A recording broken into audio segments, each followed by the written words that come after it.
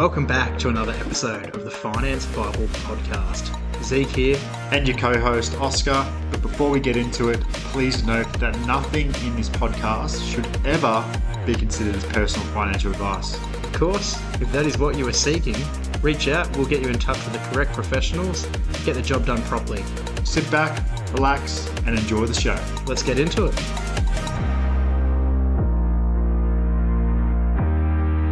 Welcome back. Today, it's just me. There's no Oscar. As you would have learnt last week, I'm currently up north, MIA, but rumour has it I am such a delightful gentleman that I'm going to give you the pleasure of still hearing my wonderful voice, even though it won't be joined with Oscar. Today, we're just going to be talking into things, really just an overall outlook on property, the market, things like that, and kind of where we're heading, a little bit of statistics that you probably don't know at the moment. Let's jump into it. This is going to be done based on research from ourselves, or myself in this scenario, where it's all from resources like SQM, CoreLogic, REIA, Matusik, ABS. There's probably others in there that I haven't mentioned, but they're the main ones that we tend to have a look into. Jumping straight into property. Dwelling sales have actually risen substantially in the last couple of years. I think we all gathered that. But in the 3-year period, 1.8 million sales have basically occurred, versus 1.3 to 1.4 million in the previous 3 years before that. It's a fair increase. We're seeing that sales are starting to increase and people are really beginning to sell more. Why is that? Well, we'll probably find out soon as we go on through all of the statistics and data that we're going to read through. Supply for housing is part of what's going on here. So in terms of months based on sales, in 2011, it was 6 to 7 months worth of how much supply there was currently on the market. So, for example, if I went to market today and nothing else came on the market, there would have been, back in 2011, about 6 to 7 months worth of supply. It floated close to 5 months, as in it dropped a little bit between 2014 and 2020. It's now sitting very low at about 3.1, halved in the last 10 years, or 15 years, give or take. There's only roughly 165,000 for sale listings at the moment. It's important to note that that is after you remove ones that have been on the market for more than 180 days. So anything that has been on there for, over 180 days, it's well and truly out of cycle. It's not actually selling like an average property. It's not really something we can account for in that. 165,000 for sale at the moment, well, at the time of doing the research. And that will only last 3.1 months. So half of what it was in 2011. Although the dwelling sales have actually increased, the supply has decreased. That's a very interesting one to look at. People are really starting to take action. We know that there hasn't been enough houses built recently, which has been going on for a while. And we know what's going on in terms of, how many people, how many residents are living per house and things like that. Dwelling values on detached houses are $1 million nationwide, as in the median dwelling value, which I find it quite interesting, and I brought this up on another podcast not too long ago, actually. Since 2000, there's been extreme events between 2000 and 2024, which we're currently in. So there's obviously 9/11, you've got the US invasion of Iraq, you've got tsunamis occurred, like the Indian Ocean tsunami, I think that was back in 2004, the GFC, obviously the whole bin Laden shenanigan. You've got the Brexit referendum, you've got Trump in office, you've got COVID-19, you've got the Capitol riots, you've got Russia and Ukraine, you've got Israel, Hamas, you've got China, Taiwan, and everything else that's occurred. That's just to name a few. But all of these events have happened, and they're all major events, right? But the property market has still returned, on average, since 2000, 6.9% annual growth rate. In other words, it's multiplied 3.6 times. Since 2000, 3.6 times. Apartments are now sitting at a median of 654,000. They've been growing about 5.5% annually in the same time frame, reflecting about a 2.5 overall times multiplication or increase. It's interesting because previously, what we've kind of agreed on as a whole in terms of industry and research and professionalism is that property cycles are generally about 8 years. However, what we've noticed since about 2000 is the cycles have been rapidly increasing, more like 4 or 6 years, and in between that, I'd suspect that's due to, the information age, how reactive everyone is, how quick we get information now. And basically, I think people are a lot more volatile now. Like if something happens, we're very quick to react and assume things and, act quickly on that information as we process it. I do think that will continue to speed up. And, we might end up having in the next 10 years, maybe 3 property cycles within that period, especially if big events keep happening as quick as they're happening. And we know how quick things can happen now, just in those 24 years, all those events I mentioned. And think about the more recent ones since, 2020, what's happened then. In terms of last financial year, detached housing prices have obviously changed. Some were positive, some were negative. The losers in this scenario were Canberra, which was barely, Hobart about 5%, and Don's favourite place actually copying a big 7% loss. Melbourne did suffer more than others, which was due to politics, schemes, price point, and basically federal decisions or local government decisions as opposed to other areas. Winners were Sydney, 7%, Brisbane, 8% ish, Adelaide just over 9%, and Perth was about 15%. Darwin was about 2%, but not really relevant. For apartments and townhouses, so going off houses, Sydney, Melbourne, Canberra, and Darwin were all not worth really talking about. Their changes were virtually nothing. However, Hobart had about a 6% drop, and Perth was up about 6.8%, Brisbane 13%, and Adelaide 14.3%. Quite a few gains there for some areas in the apartment and townhouse space, other areas not so much. Specific regional hubs did better in terms of overall percentages. Okay, so not actual number in terms of 100k or 200k or 300k, but in terms of a percentage of their overall price and what growth they had, it was more. Gold Coast, Sunshine Coast, Townsville, Cairns all floated between 11 and 17% for houses, and then they were about 20% for units and townhouses. Although all-inclusive, the average growth spread out in all circumstances, like take every place, every kind of property, and put it all together, then the average was only about 3% that it grew. The overall market as a whole, taking into account the positives and negatives, and that was not huge. Overseas buyers contributing to some gains here and there as their numbers have actually increased since COVID to higher than 2018 levels. Nearly 10% of the new properties in Australia sell to overseas buyers, and just shy of 5% of existing properties are selling to international overseas buyers as well.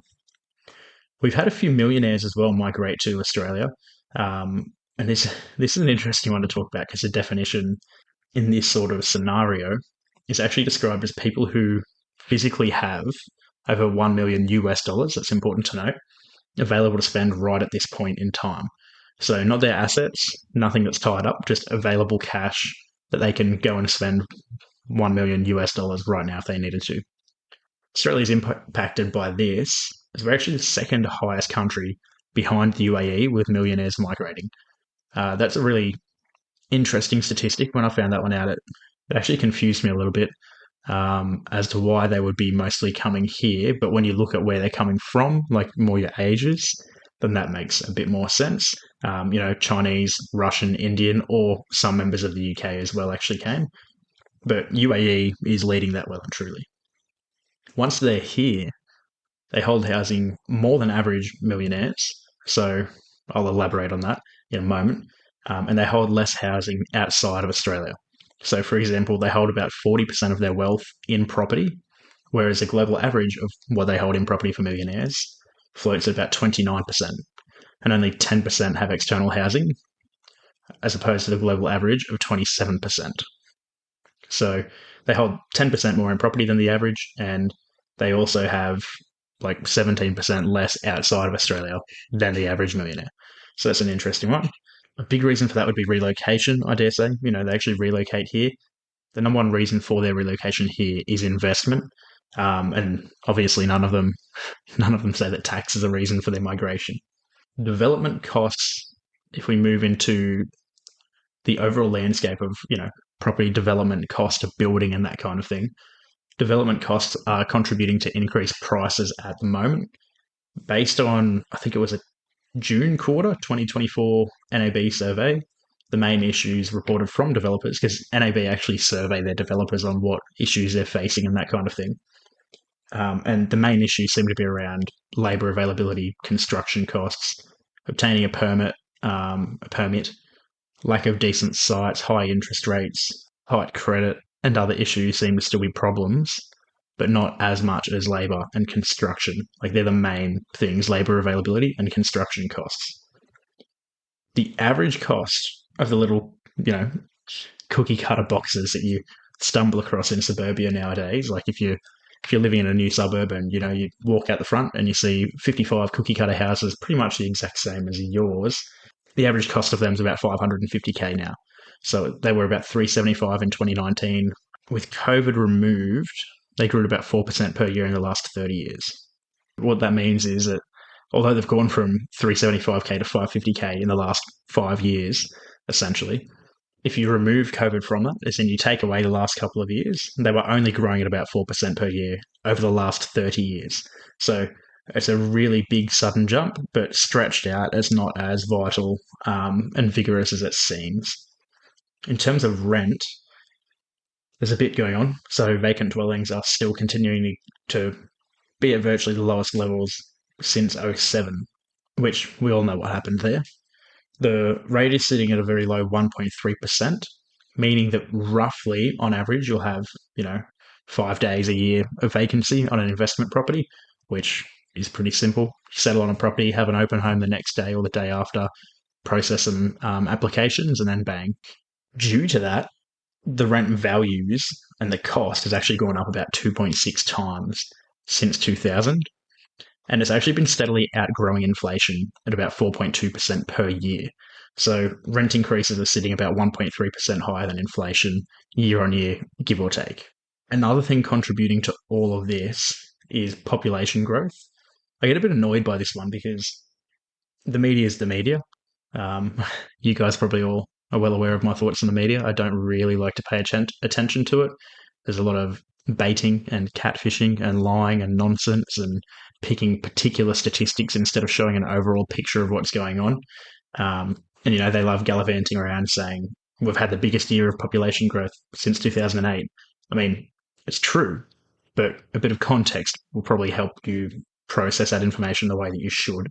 So we normally float around 375k, as in 375,000 people of growth per year in terms of immigration. In 2020 and 2021, we were actually closer to 100 and 150k. So quite a deficit there, like 220k per year, give or take. So for us to, in the last year, have 650k people come in, it's not that special. We've missed out on 500,000 people, again, give or take, during COVID. The numbers aren't that special. It's more of a catch up. It's mostly overseas students rushing back in, and it will level out. So it's not a consistent, continued thing where we're going to be magically having 500,000 people come in every single year. And, we're not having the biggest migration in the world that we've ever had. We're catching up. It is slightly higher, again, due to COVID, but it will level out. So it's not going to be a consistent problem. On that note, if we actually take out all overseas migration, like as in we just look at population growth and completely disregard migration, we're actually failing as a nation, as a country, the whole purpose of life, right? So the purpose of life is to reproduce and survive. I mean, theoretically, we would actually go down in population over the next 20 years due to birth rates versus mortality rates. So we aren't breeding enough at the moment as a nation. In fact, more people are dying than people are being born over the next 20 years based on our current levels, which is an interesting one to think about. Why is that? What's contributing to that? We'll get there. The replacement fertility rate, as in what it would take to replace the population year on year, has been sitting at about 2 since the 1970s, and we failed to reach it ever since. We're currently sitting at 1.58. This could be due to many things. You've got debt, outlook on life, outlook on where things are heading, growth in terms of, business with restrictions, trade, employment, migration. We've seen a big drop off in terms of our fertility rate. It's been massive since probably 2011. I'd like to see the correlation between that and ladies or women, females in professional roles where their jobs and the corporate ladder make it a bit harder for them to have a family and a career. I think that now that we've got women choosing to go into careers more professional careers, I think that that's probably a major factor. So the education could definitely be playing a part in that. The more educated we get, the more we're finding that we're having less children. It's an interesting one. Is it that females are going into roles where they feel they can't necessarily take the time off because they're not going to get granted the progression that they want, and so they're delaying having families, or they're choosing not to? Or is it something completely different and I'm just imagining things poorly? It would be a combination of that, I dare say. Cost of living, outlook on life. Like, I personally don't want to bring a child into this world today, with the way everything's going. Yeah, it's just getting harder. Like, the cost of housing, up 6.9% year on year since 2000, with all of those events going on. But they're all the kind of statistics that we've kind of looked over, and I'll probably do an episode on this as well, talking to Don about this and his specific thoughts and whatnot as well. But there's so much to digest in there. Each statistic there can be elaborated on and explained. I wanted to just come in today, give you guys the stats, let you hear them, look over them, have a think about why. But I do intend on sitting down with the Don for next week's episode. I should be in Melbourne around then. And yeah, we'll just go through all of these in a bit more detail in terms of why we think it's happening, what's contributing, and give you guys a bit further outlook, because I know hearing the stats and hearing a very small opinion on them might not be overly helpful, but you can draw your own conclusions. You can get a bit of an understanding from what we've gone through today. Main points are property prices, the population. I find that super interesting to learn about the population and what's actually going on there. The rents as well are fairly important to note on. I feel like I should also elaborate. I don't think I actually explained what the replacement fertility rate is. Like I said, it's 1.58 at the moment, but I didn't really elaborate on what that means. As in, that's what we're doing at the moment. We're doing 1.58, but we need about 2.1. What it is basically the rate at which a population will replace itself exactly, without growth, without loss, from one generation to the next, excluding migration. So you need to have about 2.1 children per woman in order to do that. But we're sitting at about 1.58. Oh, well, that's all for today. I think that next week we'll do a bit more in-depth, bit of a discussion around it, and let you guys learn a bit more and hopefully help you out, help you make decisions, draw conclusions. But until then, I'll catch you next time.